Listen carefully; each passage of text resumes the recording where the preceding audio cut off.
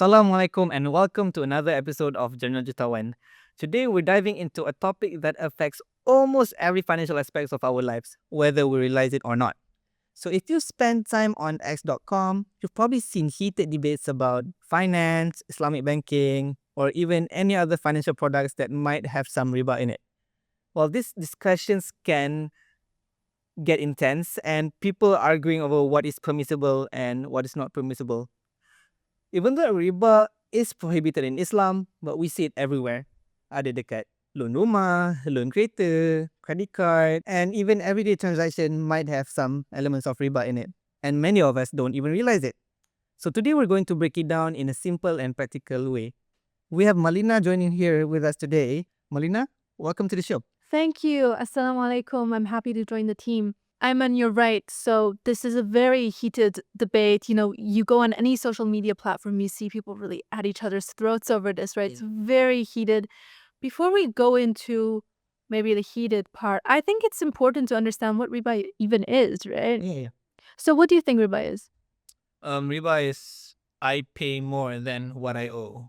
I think that's a very good definition, and I think that's probably what most people would immediately think when they think about riba. So literally a definition would be to increase. And actually your definition aligns very well with Maududi's definition. So he defined riba as a predetermined excess or surplus over and above the loan received by the creditor conditionally in relation to a specific period. So this sounds a little bit dry and complicated. Right? So Islamically, his definition means three things, right? First is excess or surplus over and above the principal amount. Okay. The second thing is determining the surplus in relation to a specific period of time. And finally is the stipulation of the surplus in the loan agreement. Okay. So I think this is clearer, right? What we mean by riba. Now, when we talk about, you mentioned from the beginning, and you're absolutely right, that riba is haram, right? We know this, but what does it mean when we say something is haram in Islam, Ayman? Something is we cannot do that. But are we referencing something? Yes, we are referencing from the Quran. Yes, chiefly I would assume that we would have to be referencing from the Quran or the Hadith, right? Yeah, Quran, Hadith. Yeah, so when we think about the prohibition of riba, there are several verses on this, but I think the one that comes to mind most easily is verse 275 in Surah Al-Baqarah, which reads, "Those who consume interest cannot stand on the day of judgment, except as one stands who is being beaten by shaitan into insanity. That is because they say trade is just like interest, but Allah has permitted trade and has forbidden interest." Okay. So this is, I think, a very clear verse on the prohibition of interest. Yep. So as we touched on earlier, there's more than just Quranic verses we're looking at, right? Yeah. What about Hadith? Yeah, for sure. So obviously there, as you would imagine, there are several verses talking about the prohibition of interest, and a lot of them are very illuminating, explaining what we mean by the prohibition or what does that look like specifically. So I'm just going to highlight a couple here that I think are very helpful for us. The first one is the Prophet, peace be upon him, said, "When one of you grants a loan and the borrower offers him a dish, he should not accept it. And if the borrower offers him a ride on an animal, he should not ride unless the two of him have been previously accustomed to exchanging such practices mutually." So we see here this benefit here being riba here, right? The dish and the ride. And the second hadith is also very helpful when we talk about the prohibition of riba, particularly in trade. The Prophet, peace be upon him, says, "Gold for gold, silver for silver, wheat for wheat, barley for barley, dates for dates, salt for salt, and like for like. Hand to hand, whoever pays more or takes more has indulged in riba. The taker and the giver are alike in guilt." And we find this in Muslim. It seems like those two hadiths, they're talking about more than one thing. Ayman, you're right. That's a very good observation. So the classical scholars have identified more than one type of riba. So they've identified two types of riba. The first is riba an-nasiya, and this type of riba occurs when there is an increase in payment due to late payment. And then the second type of riba is riba al-fadl. This type of riba occurs in the exchange of ribawi items, which is a specific list of commodities, are traded in unequal amount for the same type of commodity, not on a spot basis. Okay. So now we know what riba is and the type of riba. But here comes the real challenge, right? Riba is so normalized that we don't even realize that we are even engaging in it. So can we talk about how we can actually spot riba in our daily lives? Absolutely. Jadi apa yang kita boleh belajar kat sini adalah betapa bahayanya riba ni. Nabi SAW sudah menyatakan bahawa pemberi pinjam tidak boleh menerima hadiah kecuali jika itu sudah menjadi kebiasaan. Nabi juga menyatakan bahawa pertukaran barang ribawi mestilah secara adil dan juga serta-merta.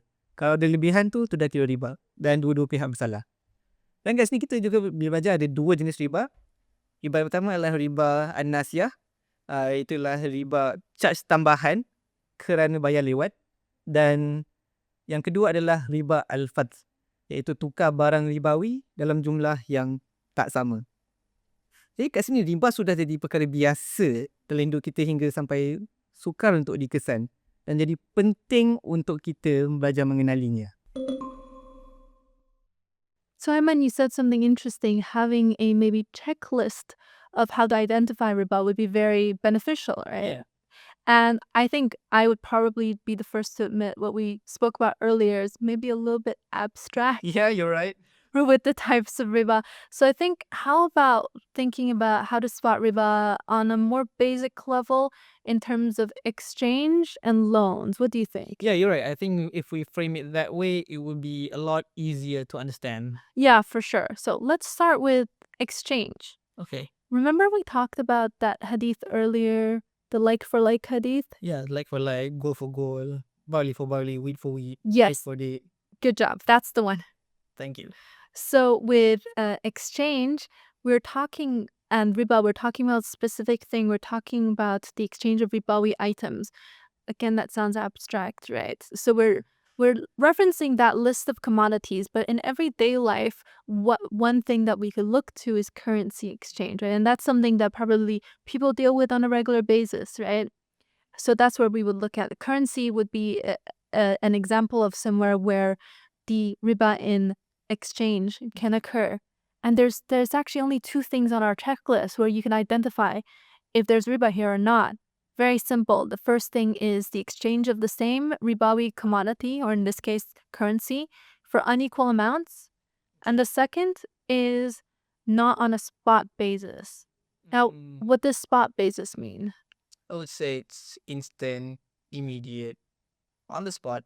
Absolutely. That's exactly what it means.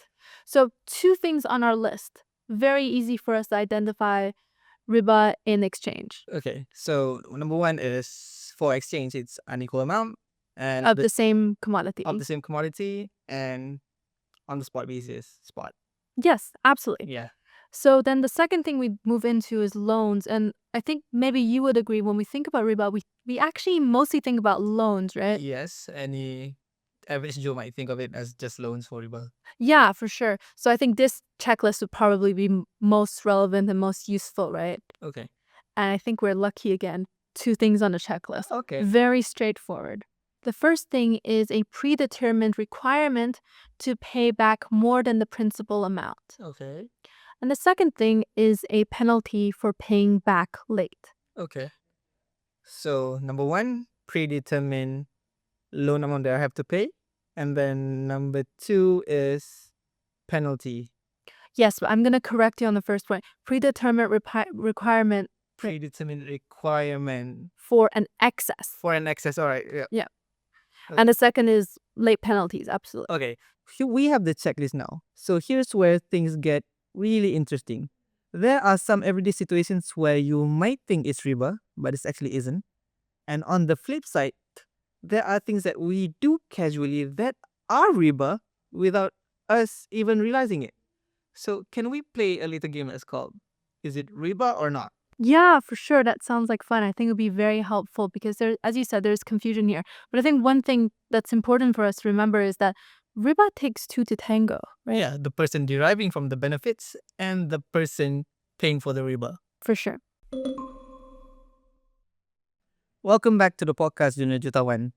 So tadi kita dah cakap pasal apa itu riba, jenis-jenis riba, and we've also talked about some riba checklists.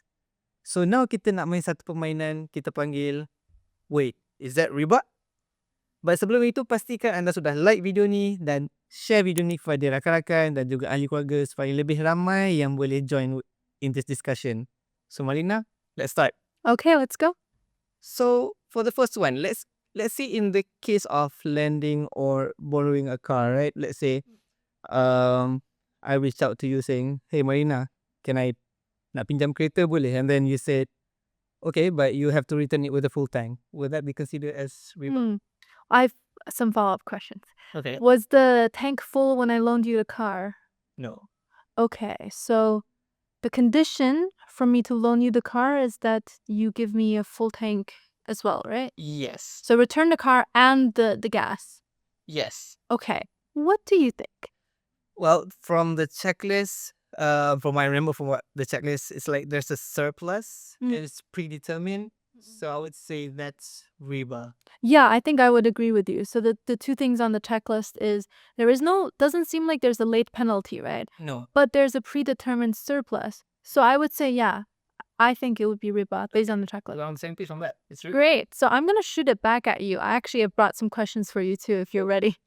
So let's say a situation where I borrow money from you, I pay you back, and I say, yeah, it's a good start, right? And I say, thank you for loaning me the money. Let me buy you lunch. What do you think?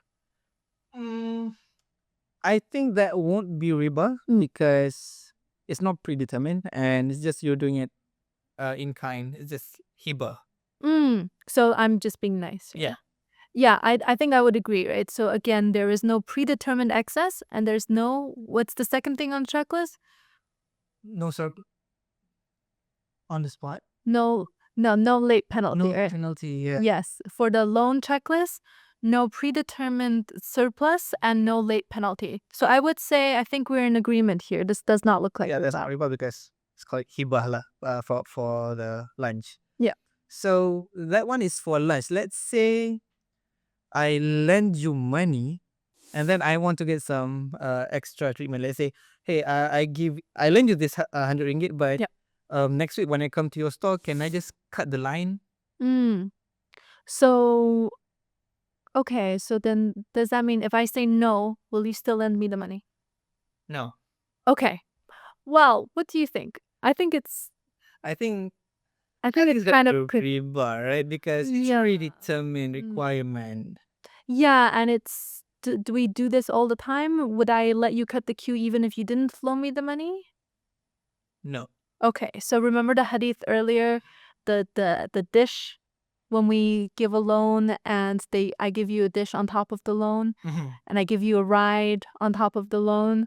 Okay. And they're saying that unless it's customary between the two of you. So we see it's not customary. I don't normally let you cut the line. And if I wouldn't let you cut the line, you wouldn't loan me the money, right? Yeah. I think it looks like riba. What do you think? Yeah, it's riba. So because the lender is getting a non-monetary benefit, right, from the loan. So from this, we can understand that riba is not about just the money. Yeah, no, that's a great observation. Any kinds of advantage. It's also yes, the benefit, I would say. So let me, again, shoot back at you. Let's say it's an interest-free loan because we've looked at earlier these examples where there's a clear benefit, right? And that's obviously riba to us. That seems obvious to us. But let's say it's simple. I loan you 1,000 ringgit. And I say I want 1,000 ringgit back. That's it. But you can only spend this 1,000 ringgit in my store. Okay, is that a requirement? Yes. Otherwise, I'm not lending you money. Okay, so I think obviously it's going to be riba because any condition that benefits the lender is riba. I see. So this is based on the first part of the checklist, right? Yes. I think I would probably agree with you. It looks like riba based on the checklist. Okay. And how about, we've been talking about sort of a loan situation a lot. Let me give you a different kind of example.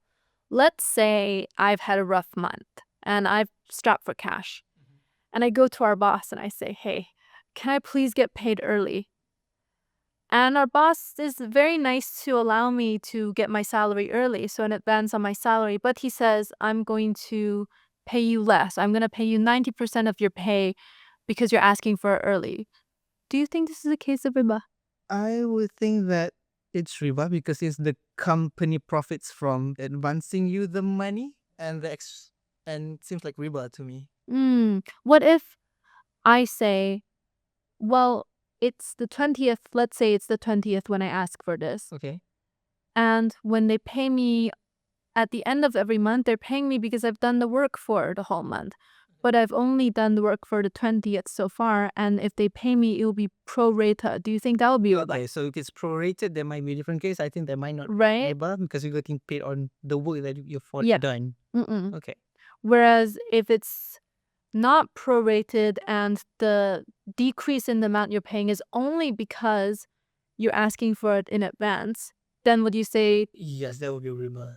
I think I would agree with you. Yeah, That the looks like, company is gonna profit from you asking the loan early. yes. So Asking the salary early. I see. Yeah. So we'll look at it from a loan perspective. Yeah, you're right. I think so. Yeah, that would make sense to me. So So let's say we're talking about loan, right? So what if in a situation where I'm topping up a loan payment as a thank you? Let's say, for example, you lend me 2,000 ringgit. Yeah. And then I'll pay you back 2,200 ringgit as a thank you. The extra 200 is just a thank you. First of all, I'm noticing I'm lending you a lot of money in these scenarios. Yeah, I mean financial needs.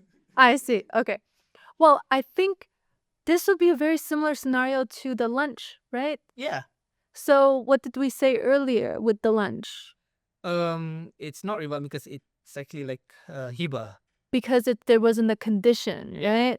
I think this would be the same, right? Again, we look at our checklist. The first thing is conditional increment, conditional surplus, which we don't have here, right? And then there's the late payment aspect, which we don't have here either. So I would say, no, I don't think this is riba. I agree.